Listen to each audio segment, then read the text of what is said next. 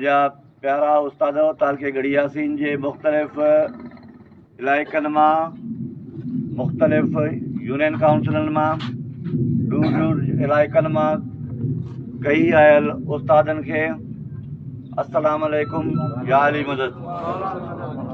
जीअं त अॼु असां ही जेको एहतिजाजी जलसो कारियूं पटियूं ॿधी जुलूस कढियो आहे, इहो असांजे शहीद उस्ताद नसीराबाद जो शहीद उस्ताद हिदायतुल्लाह लोहार साहब जे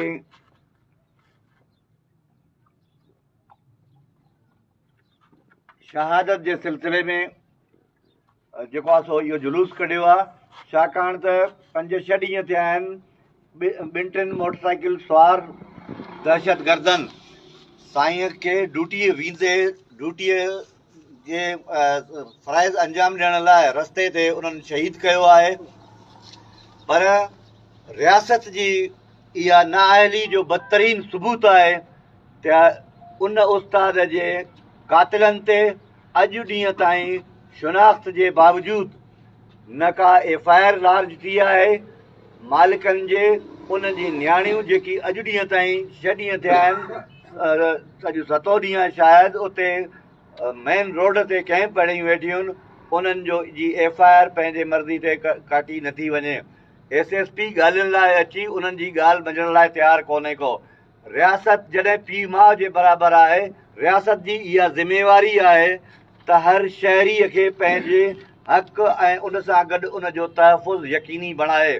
पर आम माण्हू त ठहियो, पर ही मुक़दस पेशे सां वाबस्ता असांजो मोस्ट सीनियर उस्ताद शहीद मोहतरम हिदायतुल्लाह लोहार साहब हिकिड़ो इंतिहाई महिनतकश उस्ताद हुयो जंहिंखे शहीद कयो वियो आहे। उन जे लाइ अॼु ॾींहं ताईं उनजो को बि अदालो करण लाइ न रियासत तयारु आहे, न पुलिस तयारु आहे, न इंतिज़ामिया तयारु आहे। उन जे लाइ असीं उन जे ख़िलाफ़ ई जलसो कयो आहे।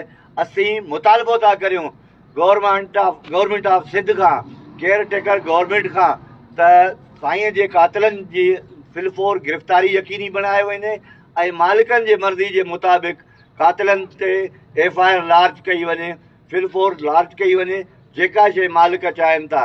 शायदि उन्हनि जा फोटेजिस बि अची थिया आहिनि, जेकी मोटरसाइकिल ते उन्हनि जा निकाह पोश आहिनि, उन्हनि जा फोटेजिस बि अची चुका आहिनि। पर पुलिस जी बेहसी इहा ई आहे त हिन महिल ताईं हू FIR लार्ज करण लाइ तयारु न आहिनि। जेकॾहिं असां कुझु टाइम इंतज़ारु कयूं था, असीं मर्कज़ी क़यादत जे कंहिं बि सॾ जे इन इंतज़ार में आहियूं।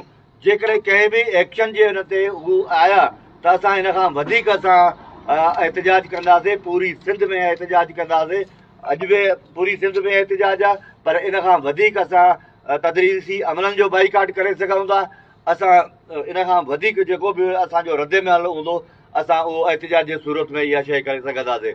पर ॾुख इहो थो थिए त हिकिड़े उस्ताद जे पोयरनि सां, हिकिड़े पैगंबरी पेशे सां वाबस्ता उस्ताद सां इहो मज़ालिम बरक़रार आहे। रियासत जो होॾो रियासत जेको आहे सो दहशतगर्दनि जी दहशतगर्दी थी आहे, हेॾो रियासत जी जेका बेहसी आहे इहा बि दहशतगर्दी खां घटि न आहे।